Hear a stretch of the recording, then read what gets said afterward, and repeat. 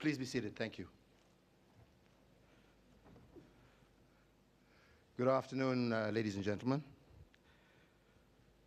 Let me begin by saying that we have had an excellent afternoon where we've had very frank and indeed very fruitful discussions with President Obama on a variety of issues of mutual interest, both to Kenya and the United States. This follows the signing of agreements covering areas of mutual interest such as security, visa reciprocity, and the development cooperation, amongst other things. Our discussions affirm that Kenya and the United States share deep values and many areas of critical interest. And naturally, therefore, our peoples and governments speak the same language on many issues. Kenya is an open, democratic society underpinned by our embrace of democracy. We are deepening that democracy while fighting global terrorists who seek to destroy our way of life. Left undefeated, they will redraw the international system and make room for violent extremism and tyranny. We agreed together that we can build a future in which our people of all faiths, cultures, live peacefully together, with the rights of individuals and minorities protected, and those in power held to account by strong and inclusive institutions. I also expressed to President Obama that without building shared prosperity, our vision of a secure Africa, and indeed a stable world, will remain a fragile dream. It is for this reason that Kenya, an increasingly dynamic country, is continuously opening new trade and investment frontiers across the world. I conveyed the hope that during his tenure in office, the United States would look to develop a strong strategic partnership with Africa, built on shared values and interests. I also expressed the hope that his visit will allow him and the people of the United States to gain an even deeper insight on Africa's challenges. And this will enable them to see these challenges as an expression of great opportunities that are available here. The United States is a country of entrepreneurs with a unique capacity to build transformative businesses, and I hope that these entrepreneurs and investors will recognize and act on the immense opportunities Kenya and Africa present. And in this regard, I also express my appreciation of his leadership in shepherding the renewal of AGOA. Beyond shared values, we are brothers and sisters, fellow travelers in the struggle for a better world for all. And we therefore need to upscale our partnerships in agriculture, infrastructure, and affordable energy. I also express my own commitment to ensuring that on our part, we will continue to take the steps that provide the proper conditions for a vibrant ecosystem for investors and entrepreneurs. We agreed to continue to engage one another so that we can strengthen what is already a robust relationship. And indeed, I look forward to hosting President Obama later this evening, and indeed also seeing him at the sidelines of the United Nations General Assembly in September. President Obama, once again, on my own behalf, on behalf of my government and the people of Kenya, let me thank you for your support, as evidenced by the various agreements signed between our two governments, and indeed your willingness to engage Kenya in the true spirit of partnership. It's now my pleasure to introduce the President to make some brief remarks as well. Thank you.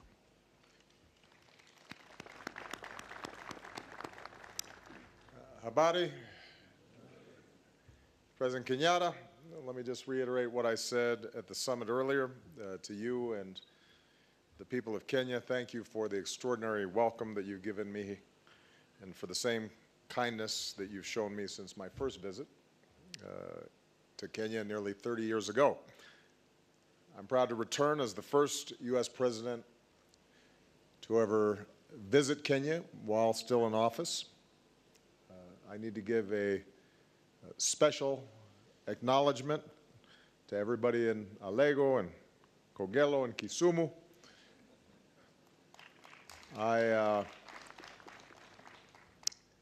I'm well aware, however, that the enthusiasm that we're seeing today from my visit is a reflection of something bigger, and that's the desire among the Kenyan people for a deeper partnership with America, and that's why I'm here. My work with President Kenyatta today has been rooted in our shared recognition that the interests of both our nations and the lives of both our peoples can be advanced if our countries deepen and expand our cooperation, and that's what we've agreed to today. First, I want to salute the Kenyan people for their hard-won progress in strengthening their democracy. Millions voted for the new Constitution, one of the most progressive in Africa, with its strong protections for freedom of expression, assembly, and the press, and its emphasis on equality and against discrimination. The election 2 years ago was competitive and largely peaceful. Kenya has a determined, active, feisty press, as we see here today.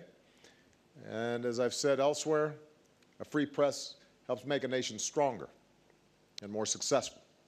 And it makes us, leaders, more effective because it demands greater accountability.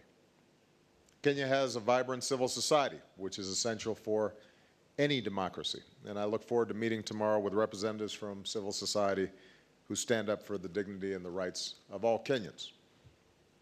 Dignity begins, of course, with the ability to provide a decent life for our families. And today, President Kenyatta and I agreed to expand the economic partnerships between our peoples that can provide broad-based prosperity. We will extend student and business visas for up to 5 years for Kenyans traveling to the United States and for Americans traveling to Kenya. This will make it easier for university students to complete their studies and for businesses to make long-term plans. Our governments are also working to launch direct flights between Kenya and the United States as soon as possible. As part of our Young African Leaders Initiative, we'll also continue to support promising Kenyan youth as they work to become future leaders in business, civil society, and government. Now that we've renewed the African Growth and Opportunity Act, or AGOA, for another 10 years, I discussed with President Kenyatta how we can expand our economic cooperation, and we're especially focused on infrastructure and energy, two keys to economic growth. Our Power Africa initiative is supporting Kenya's goal of achieving its national energy needs, electricity for Kenyans, by 2030. And this includes innovations that bring power to rural Kenyans who are off the grid, as I saw earlier today at the Global Entrepreneurship Summit. I also want to commend Kenya, a leader in clean energy, for announcing its post-2020 target to limit carbon emissions as part of our fight against climate change. Together, we are confronting insidious threats to Kenya's prosperity. President Kenyatta, I want to commend you on your announced commitment to rooting out corruption. With the joint commitment we've agreed to today, the United States will offer advice and technical assistance to support Kenya as it takes additional steps to increase transparency and accountability and to strengthen institutions that fight corruption. So we're making important commitments, and now we need to work together to fulfill them. Because if Kenya can put in place the habits and institutions of good governance, it can help unleash even greater growth and investment and prosperity for the Kenyan people. And that'll be good for everybody. Our countries are also close partners in the fight against poachers and traffickers that threaten Kenya's world-famous wildlife. The United States has a ban already on the commercial import of elephant ivory. I can announce that we're proposing a new rule that bans the sale of virtually all ivory across our state lines, which will eliminate the market for illegal ivory in the United States. On security, the United States and Kenya are already strong partners, and today we reaffirmed that we stand united in the face of terrorism. Earlier, I had the opportunity to meet with survivors and families of victims of the bombing of our U.S. Embassy in 1998, in the face of despicable violence, such as the attack on Garissa University College and the Westgate Mall. The Kenyan people have shown incredible resolve and remarkable resilience. I also want to pay tribute to the sacrifices of Kenyan forces who serve in the African Union-led mission against al-Shabaab in Somalia, and to thank Kenya for hosting so many Somali refugees who are the victims of al-Shabaab. Today, we discuss deepening our security cooperation. As part of our security governance initiative, our governments signed an action plan yesterday in which we'll support Kenya's efforts to strengthen its judiciary, police, and border security. We also discussed broader efforts to counter violent extremism here in Kenya and around the world, efforts that are advanced when there is rule of law, respect for human rights, a space for civil society and peaceful dissent, and when we welcome all communities as our partners. All our nations are going to have to work together in order for us to be successful. We also had the opportunity to discuss regional security issues, and we focused in particular on the terrible conflict in South Sudan, which has taken so many lives that cause unbearable suffering for the South Sudanese people. The situation is dire, and we agree that the best way to stop the fighting is for South Sudanese leaders to put their country first with a peace agreement that ends the fighting. We also discussed Burundi, where the recent elections were not credible. And we're calling on the government and the opposition to come together in a dialogue that leads to a political solution to the crisis and avoids the loss of more innocent life. And finally, we're going to keep investing in the health and well-being of our people. Our Feed the Future initiative is focused on reducing hunger, malnutrition, and poverty. We're working together to ensure that girls have access to education and that women are protected from violence.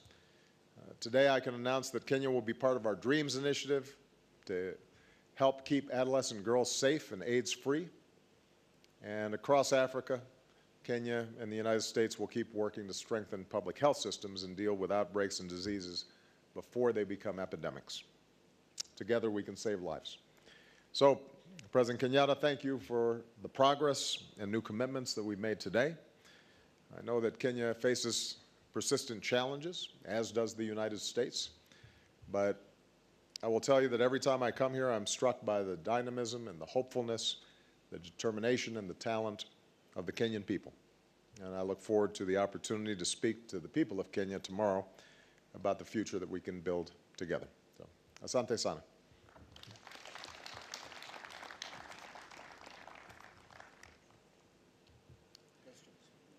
You want me to start? Okay. Mr. Jeff Mason. Thank you very much. Mr. President, I'd like to ask about two topics. First of all, what more specifically can the U.S. do to help Kenya in the fight against al-Shabaab? Do you still see Somalia as a counterterrorism model? And are you concerned about Kenyan authorities using counterterrorism as an excuse to commit human rights violations? Secondly, can you comment on the state of the treatment of gay and lesbians in Kenya, which rights groups have called dismal, and President Kenyatta has called a non-issue? For you, sir, President Kenyatta, on the same themes, what more do you need from the United States to help fight al-Shabaab, and are you getting it? And can you please also respond to criticism about the state of gay rights in your country? Well, this was an extensive topic of conversation and concrete action that we're now taking. There has been extensive and effective counterterrorism cooperation between the United States and Kenya,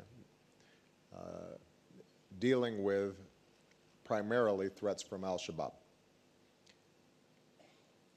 In part because of the actions that we've taken, not just with Kenya, but with AFRICOM, and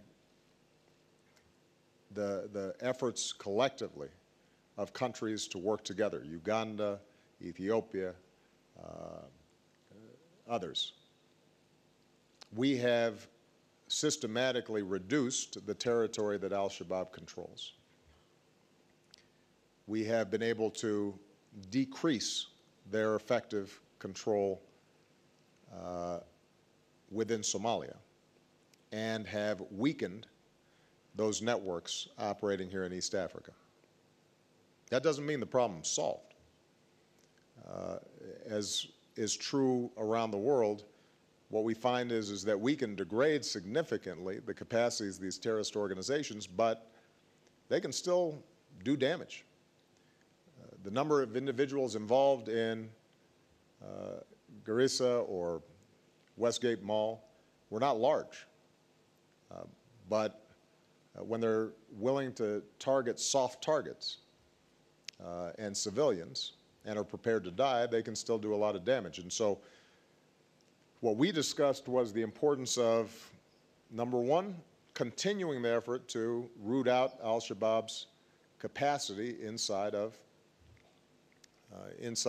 Somalia, working jointly. And as we speak, Kenya is working with Ethiopia and with the United States and others to further degrade al-Shabaab's space of operations inside of Somalia. So we have to keep that pressure going, even as we're strengthening the Somalian government, because part of the reason that al-Shabaab was able to emerge as a significant threat to the region was a non-functioning government, effectively a failed state in Somalia for so long. There is now a government and a cabinet that is credible and is working with the international community in Mogadishu. And even as we put military pressure on al-Shabaab, we also have to make sure that we're standing up an effective governance structure inside of Somalia, and we've made progress there. In addition, we have to continue to make progress in intelligence sharing and being able to identify and prevent threats before they occur here in Kenya and elsewhere in the region. Part of our announcement today involves additional funding, additional assistance that we're providing the Kenyan security forces to deal with these very specific counterterrorism threats, as well as additional training and assistance to make sure that the approach that's taken in rooting out potential terrorist threats don't create more problems than they're solving. And this goes to the other element of the question that you asked. What we have found, sometimes through hard experience, and I shared this with President Kenyatta, is that if you paint any particular community with too broad a brush,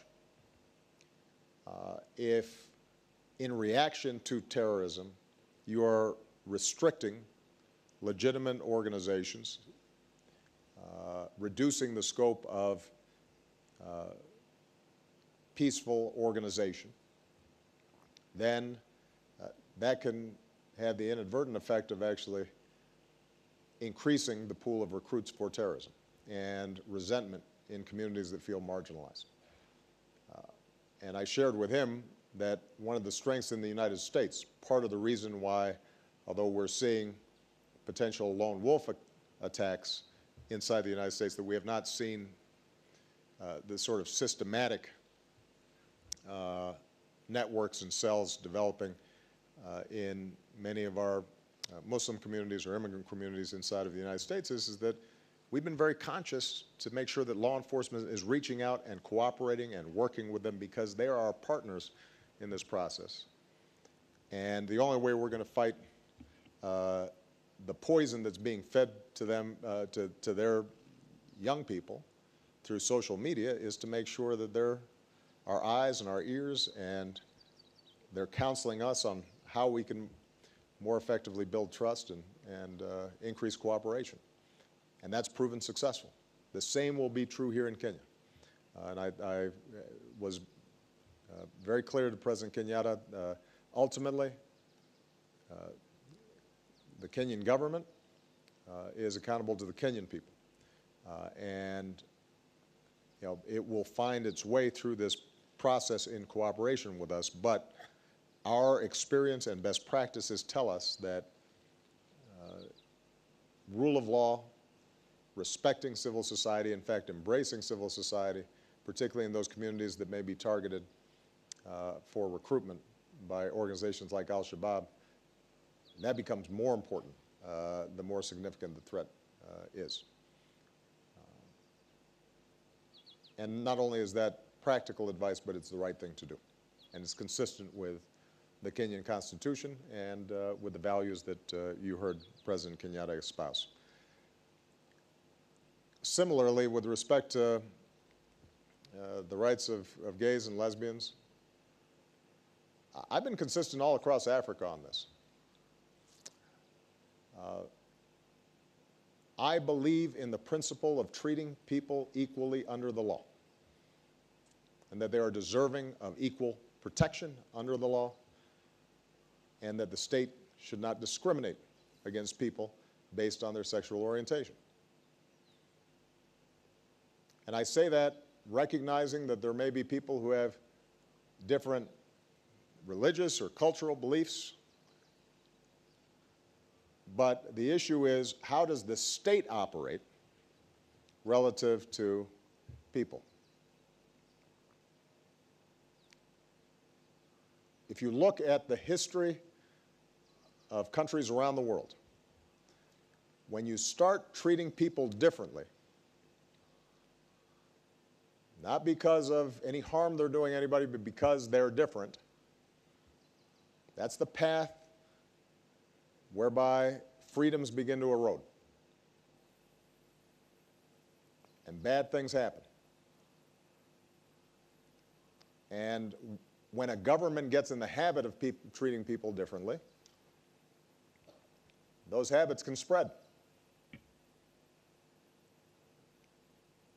And as an African American in the United States, I am painfully aware of the history of what happens when people are treated differently under the law.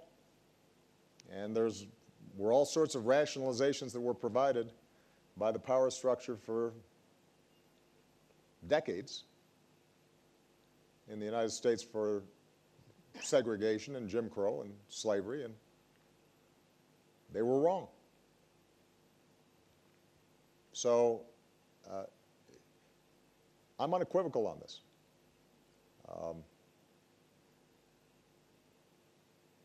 If somebody is a law-abiding citizen who is going about their business and working in a job and obeying the traffic signs and doing all the other things that good citizens are supposed to do, and not harming anybody, the idea that they are going to be treated differently or abused because of who they love is wrong. Full stop.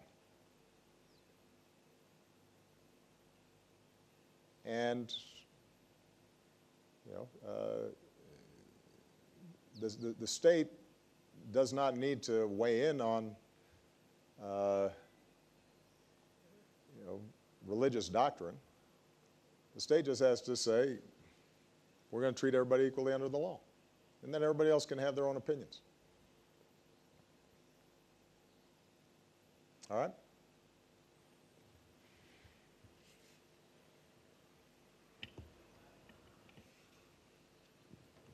President Kenyatta, could you address the questions as well, please?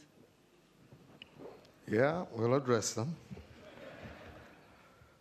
First and foremost, I couldn't agree more than what President Obama has just said, especially with regard to the issue of the fight against terrorism. The support and the partnership that we have with the United States from an intelligence point of view, from a counterterrorism point of view, but more importantly, as he's also just mentioned, working with societies and how to prevent, especially extremists from finding a bed of fodder for them to be able to develop and to grow and to nurture the terrorists of tomorrow.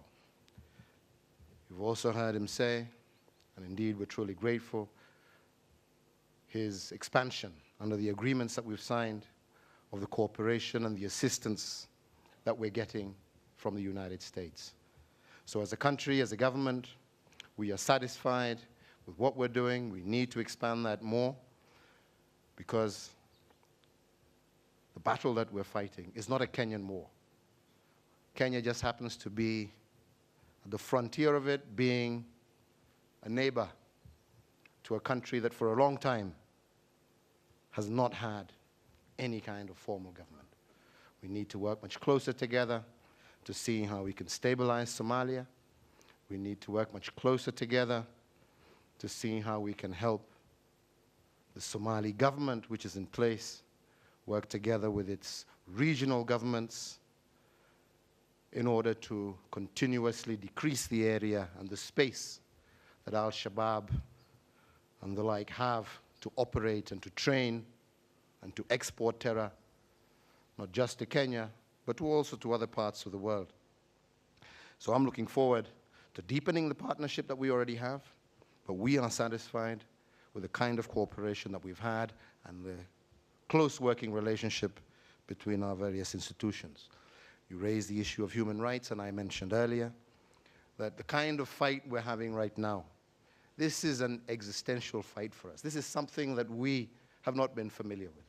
Kenya has always been a country that has respected different religions. This issue of terrorism is new to us. And as it is new, we learn with each and every step. We are improving our capacities and our methods of dealing with terrorism. We, as a country, are willing to learn. We have undertaken fundamental reforms in our police services to help us to deal with this particular problem. We are continuing to partner with friends like the United States who are giving us their own experiences as to how they have handled this particular problem, and we are keen to learn and to participate. And I am certain that as we move forward, as we get better, as we learn from others, we will be able to handle this situation in a manner that does not, as President Obama said, encourage this kind of activity going forward on the basis of either marginalization or people feeling that particular communities are being targeted.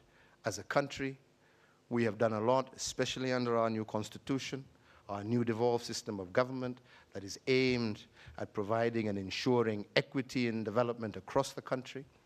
We have put a lot of resources into some of the previously neglected areas. In fact, today, as we sit, a huge portion, approximately 40% of our national budget, is being invested in those areas in an attempt to ensure that all communities in our country feel that the government is for them all and that they are part and parcel of the social economic development of our country. So we will continue to improve, we will continue to learn, we will continue to participate with all communities, with civil society, to strengthen our partnership in order to ultimately be able to defeat this enemy. With regard to the second question, just like President Obama, I think we also need to be able to speak frankly about some of these things. And the fact of the matter is that Kenya and the United States, we share so many values. Our common love for democracy, entrepreneurship, value for families. These are things that we share. But there are some things that we must admit we don't share. Our culture, our societies don't accept. It's very difficult for us to be able to impose on people that which they themselves do not accept. This is why I repeatedly say that for Kenyans today, the issue of gay rights is really a non-issue. We want to focus on other areas that are day-to-day living for our people. The health issues that we have discussed with President Obama, these are critical. Issues of ensuring inclusivity and of women, a huge section of society that is normally left out of the mainstream of economic development. What we can do in terms of infrastructure, what we can do in terms of education, in terms of our roads, in terms of giving our people power, encouraging entrepreneurship.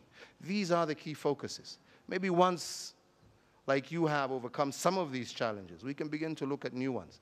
But as of now, the fact remains that this issue is not really an issue that is on the foremost mind of Kenyans, and that is the fact. Yeah. Thank you very much. My name is Ken Mijungu, and I have two questions for President Obama and a question for President Uhuru Kenyatta. My first question to President Obama is, there has been a perception that Kenya and the US had a strained relationship right from the time that we had a new government. And in fact, we had several Western countries saying that indeed choices had consequences. Is you coming to Kenya sort of pressing a reset button to tell us that indeed you are ready to renew your relationship with this country that you've had a long-running relationship with for quite some years? And my second question is about the funding. Indeed, you have told us about several agreements that have been signed. Does it concern you, government, that indeed there is corruption that it's a war that has been taken head on by our very president, and in fact, some of his cabinet secretaries and PSs and top government officials are currently in court because of that? Does it concern you, government, that indeed you're spending money in a country that the president himself is concerned about the level of corruption? And to President Uhuru Kenyatta, there has also been a perception about Kenya looking increasingly east, especially after the general election in 2013 and the things that were said. So is this also a sort of an announcement that indeed our traditional partners, i.e. the US, we have family commitment to renewing our agreements that we had in place, and indeed we are going forward and working together? Thank you. Well, first of all, we don't need a reset because the U.S.-Kenya relationship and cooperation continued robustly throughout my presidency. The fact that I didn't get here may have gotten people riled up, but frankly, given my familiarity and knowledge with Kenya, the fact that there were many countries across this vast continent that I had never visited, it was always my intention to get to Kenya, but I wanted to make sure that people didn't think I was playing favorites so quick immediately after I was elected. Now, to be honest, and I think President Kenyatta would acknowledge this as well, there were deep concerns and tensions arising out of the violence that took place in an earlier election. We haven't made any secret about that. Accounting is being done of what happened there. And we continue to believe that norms have to be observed, and all countries, big and small, not just African countries, but all countries, should be held to high standards in terms of making sure that elections, democratic processes, don't lead to violence. The subsequent election that showed growth in the election process, the new constitution that reflects one of the most progressive articulations of the principles of freedom and human dignity on the continent. That signals, I think, a very positive direction in where Kenya is moving. President Kenyatta, during our meeting, acknowledged that there's still more work to be done.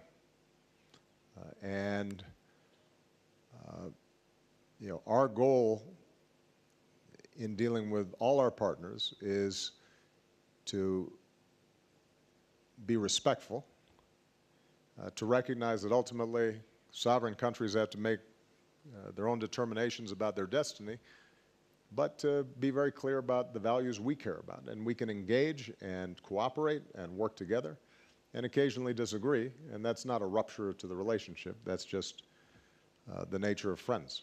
There are going to be times where we have disagreements. You just heard one before this. And that is part of the dialogue and the process that takes place between friends.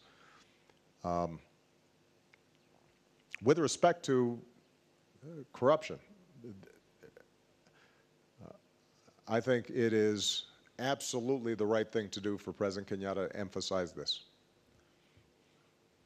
And as I stated to him during our meeting, this may be the biggest impediment to Kenya growing even faster and more people having even more opportunity. The fact that doing business and ordinary people just moving along in their lives here is constantly sapped by corruption at a high level and at a low level. You know, international businesses are concerned if the price of investing in Kenya is 5% or 10% going to some place that doesn't have to do with the project. It's just a math issue. If they've got a plan for a business, it's got a certain profit, and if suddenly some of that is taken off the top due to corruption, that makes that investment less attractive. And that's the judgments that they make. And then at a more grassroots level, if you've got some small business person trying to open up a store and they find that they have to pay bribes here, there, everywhere just to get a business started, that's inhibiting the kind of entrepreneurship that we highlighted earlier this morning. And, you know, I think President Kenyatta is serious about going after this. As I indicated to him, if you look at the history of this, because the United States had in the past all kinds of corruption, you know, dating back to the founding of the country. My hometown of Chicago was famous for, you know, Al Capone and bootleggers and bribery and police on the take.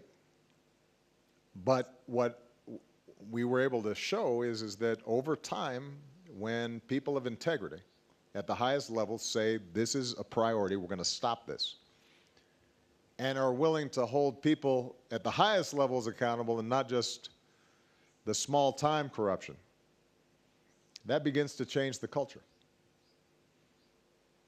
And it is important, I think, for the people of Kenya to say this is not the normal way of doing business, and to say no to it at every level. And that'll require some change in habits. I mentioned, you know, sometimes civil servants, they don't feel like their salaries are high enough, and they think that, it's just the way of doing business. I supplement my salary by imposing my own personal little tax to boost my salary. And then that suddenly becomes commonplace in a department or a bureaucracy. And you have to reverse that. And that may mean making sure that police officers or civil servants are paid properly and that they have sufficient benefits, that they don't feel obliged to do that.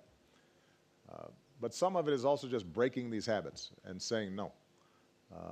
And that comes from the top, and so I very much applaud President Kenyatta for initiating this campaign. It's going to require the support of the Kenyan people, and it's going to require some visible prosecutions, because I mentioned to him, people aren't stupid.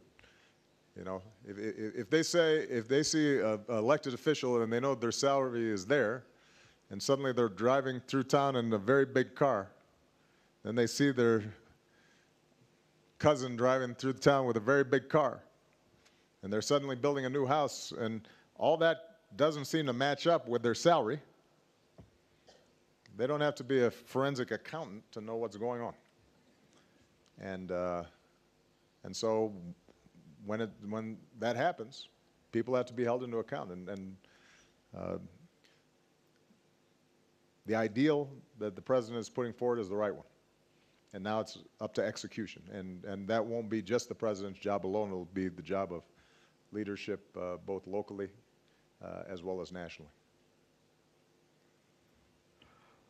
I think mine was with regard to looking east. And the first thing I would say is that I couldn't agree more. We're not talking about a renewal. We're talking about a deepening. The United States, from the time of our independence, has been a very strong partner and ally. Kenya has benefited from AGOA. We benefited heavily in our health sector, in education, all these years, and that has never stopped. It's been continuous and ongoing. But the key point is what I said when we were opening the summit this morning. And the fact is that Kenya as a country is not looking east or west. What we're looking to do is to make progress, is to develop our country, is to bring prosperity, is to build infrastructure. And we are looking to partner with our friends, old and new, to help us achieve the Kenyan dream, to help us achieve our social economic agenda. And the US happens to be a very strong partner of Kenya in that objective, as are many other countries in the world. So I see no conflict, no contradiction. Actually, I just see deepening of partnerships that already existed, all with the objective of improving business for Kenyans, for the US, improving the social life of Kenyans, and deepening our people-to-people partnership as well through trade and investment. So there is no contradiction whatsoever. We are just strengthening already good relations that exist between our two countries. Juliet Alper. Thanks. President Obama, while you've launched multiple policy initiatives on Africa, it is unclear whether any of them will outlast your presidency. What do you think needs to happen to ensure you have an Africa policy legacy as enduring as those of Presidents Bush and Clinton? And to what extent do you think you've met the expectations people here ahead of you as a son of Africa? And speaking of your African roots, what did you talk about at dinner last night with roughly 36 of your relatives? And had you met all of them before? And then I have a question for President Kenyatta as well. President Kenyatta, could you spell out in concrete terms what's different in Kenya today because of President Obama's election, how his connection to Kenya has shaped your discussions today, and what aspects of his Africa policy do you think will endure after he's left office? Thank you.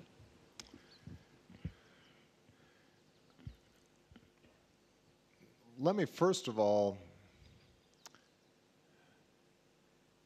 underscore that I am really proud of the work that previous administrations did here in Africa, and I've done everything I could to build on those successes. And this isn't a beauty contest between presidents. This is the U.S. government and what are the policies that need to be put in place in order for us to help our partner countries.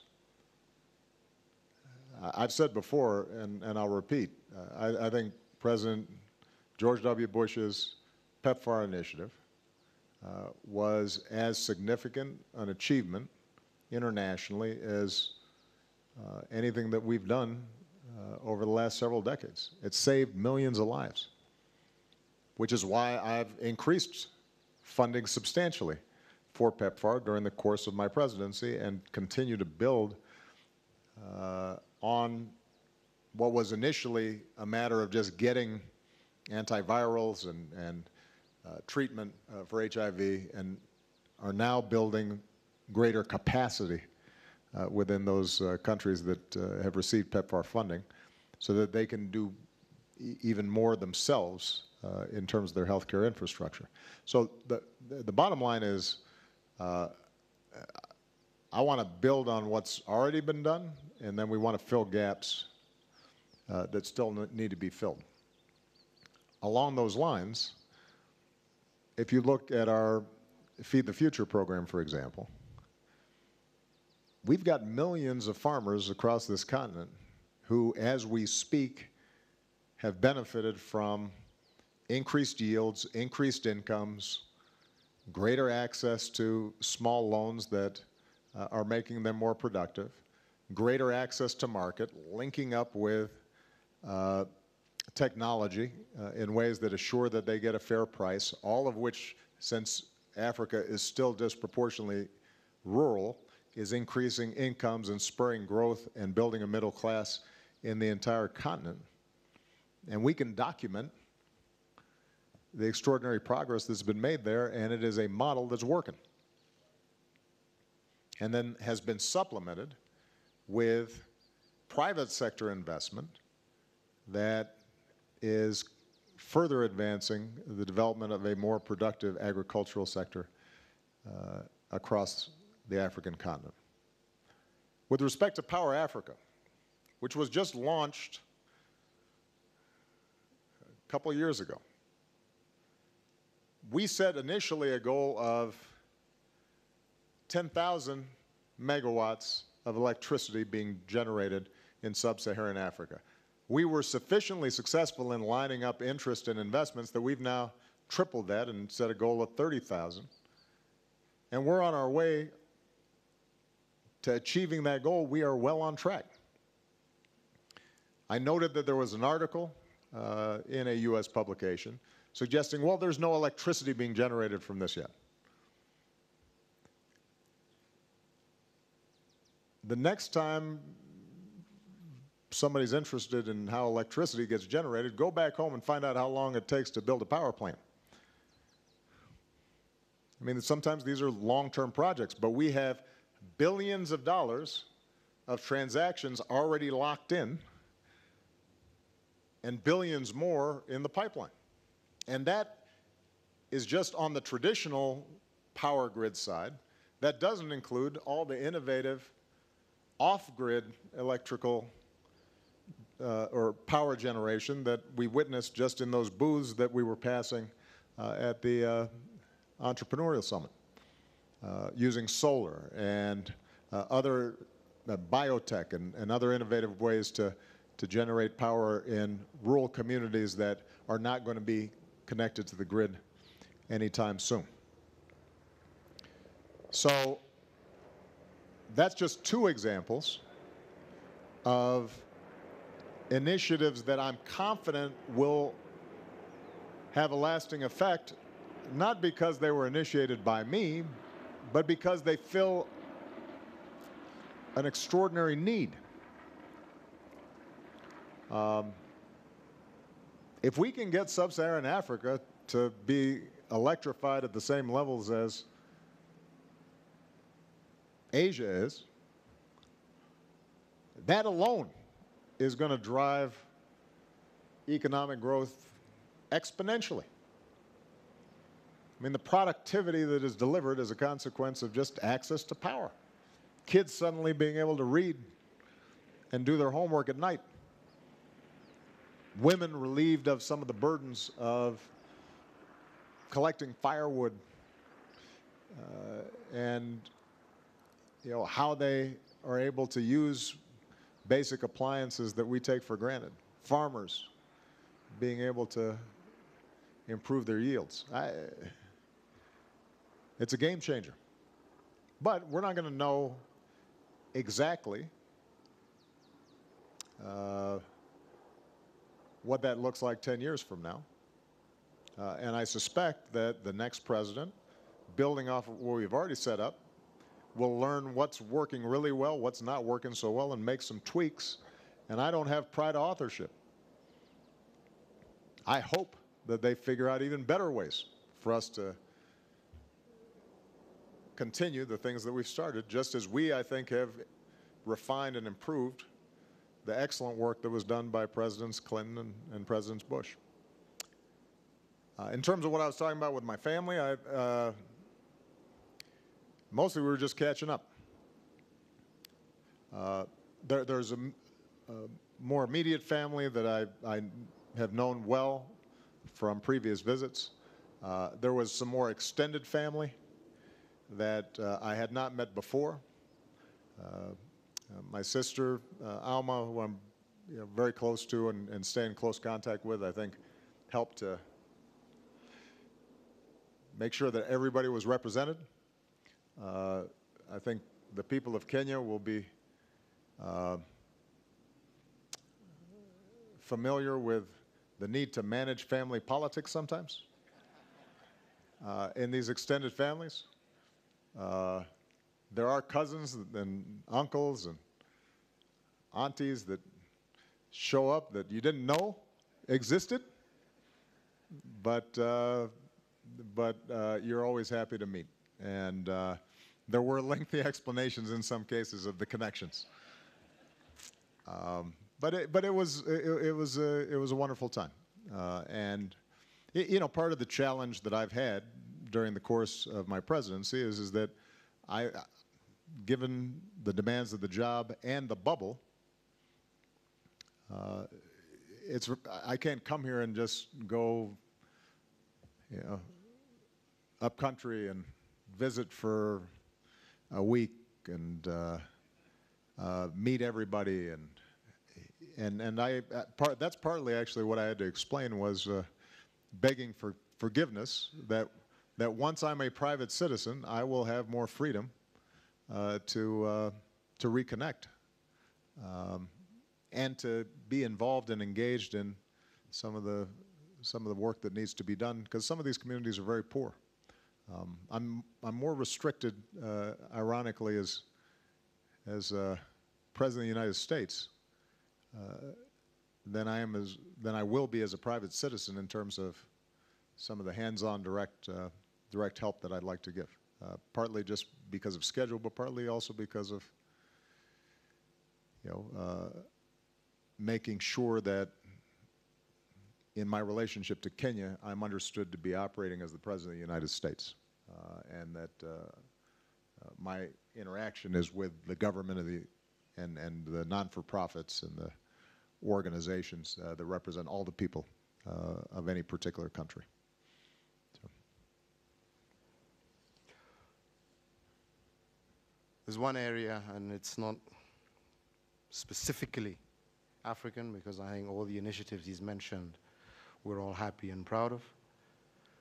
Well, the one initiative that I would really want to focus on is the fact that I think President Obama will strongly be remembered in Africa for his focus on the youth of this continent, focus on the young people of this continent, to be able to extract their talents, their abilities, and he's been very focused on this, both with the Young Leaders Initiative, with the GES that we've just been attending, really helping us unblock the full potential of Africa's youth and young men and women. So this, I think, will be the key legacy that President Obama will be remembered for on this continent for a long time to come. That's it. Judy, or Jackie, rather. Jackie Maribe, Citizen Television. President Obama and President Kenyatta, you spoke about direct flights. You're working on that to launch them as soon as possible. How soon? As soon, can we know that? And President Obama, the U.S. Has been issuing travel advisories against Kenya. This has had a devastating effect on its tourism. It's the second foreign exchange earner. Is the U.S. planning to take it easy on that? And finally, what are your personal plans for Kenya after your presidency? Thank you. With respect to direct flights, there are very specific protocols and security issues that have to be worked through and sorted out. We sent representatives of our Department of Transportation and Homeland Security to work with Kenyan officials. I think real progress has been made. I don't have a date certain in front of me, and I wouldn't want to make a guess, and then if we're late, you'll call me and say, you lied. So, but I think that I anticipate that if we can get all the issues squared away, that this is something that has great potential and obviously would have a beneficial impact on U.S. travel to Kenya, both for business and for for tourism. With respect to the travel advisories, this is not something that I meddle with. This is something that our State Department and our intelligence communities make assessments on. They are provided in part for our embassy staff and personnel so that they can be mindful of circumstances. But we are bound to also then provide the general public protection or the same information that we provide our teams on the ground for understandable reasons. I think the general public would be disturbed if we were saying one thing to folks who are working here and another thing to an ordinary tourist who was traveling. I recognize the concerns, and I do think that despite the seriousness of the terrorist threat posed by al-Shabaab, that in part because of media attention, probably even more than travel advisories, that threat can oftentimes be exaggerated. And that's unfortunate. And part of my answer, I guess, to that problem is to come here and visit and to show this extraordinary country and the extraordinary progress that's been made. But the specifics around travel advisories, those are a judgment call that are made by our experts. It's not something that I weigh in on. It's not something that is subject to political decision making. And my solemn goal is to make sure that we are working urgently with President Kenyatta and the administration so that there's no need for the advisory, because we will have greatly reduced these threats. And there may be ways in which we can refine them so that, for example, traveling to game parks may be different than being in other circumstances. And that's something that we can always discuss and explore at a staff level. Oh, was there a third question? What are my plans? Well, here's what I can guarantee. I'll be back. The next time I'm back, I may not be wearing a suit. The first time I came here, I was in jeans and a backpack. One of the challenges of traveling and visiting Kenya is that I'm much more constrained now than I will be. And I think that you can anticipate not only me being back, but probably more important for everybody, Michelle being back, and Malia and Sasha coming back, because they have a great love for this country and its people and its beauty, and obviously I've got family connections. And my hope is that some of the philanthropic work that I do after my presidency is over builds on some of the things that we've been doing now. I'm not going to stop being interested in the young people of Kenya and the young people of Africa and developing the talent and the leaders, talented leaders and entrepreneurs that are going to help make this country and the world prosper. And so you can anticipate that I'll continue to make those contributions where I can. Okay. Great stuff. All right. Thank you very much, everybody. Asante sana.